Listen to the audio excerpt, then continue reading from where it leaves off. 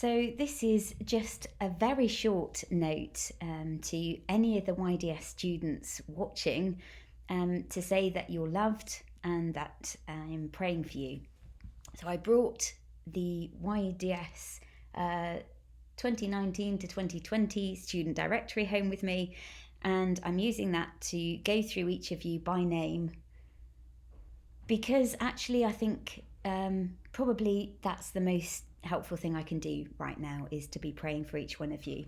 And I thought that if you're someone that likes to know that you're being prayed for, it would be worth making a little clip to do just that. I'm working at home, as many of the other professors are, and I'm not alone. I do actually share my space at home, and I thought I'd introduce you to one of my housemates.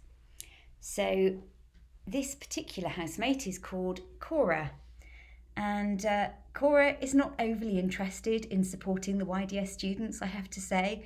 She's more interested in the squirrels she can see outside, but I thought you might like to meet her. She came over from England with me last summer and remains a very unfaithful, on the whole, companion. You're going to say hello, Cora, to all the YDS students?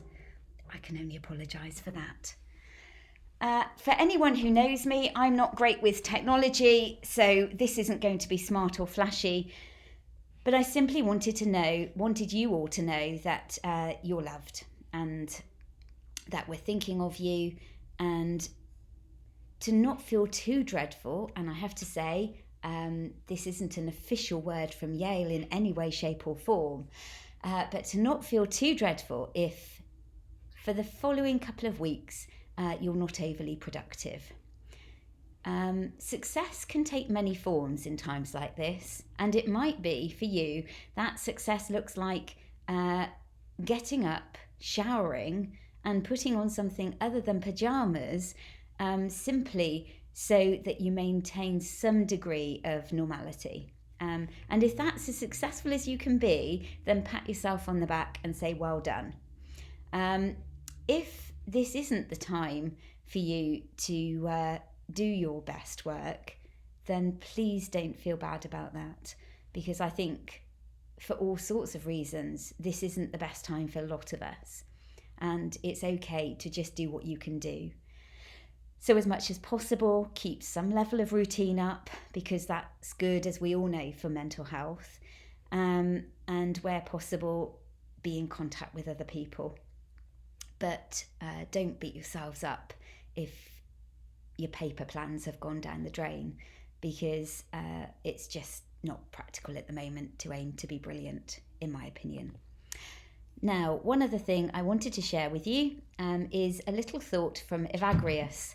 Now, anyone who's been working on evil with me will know about Evagrius. He's a 4th century monk who has some wisdom to offer at times like this.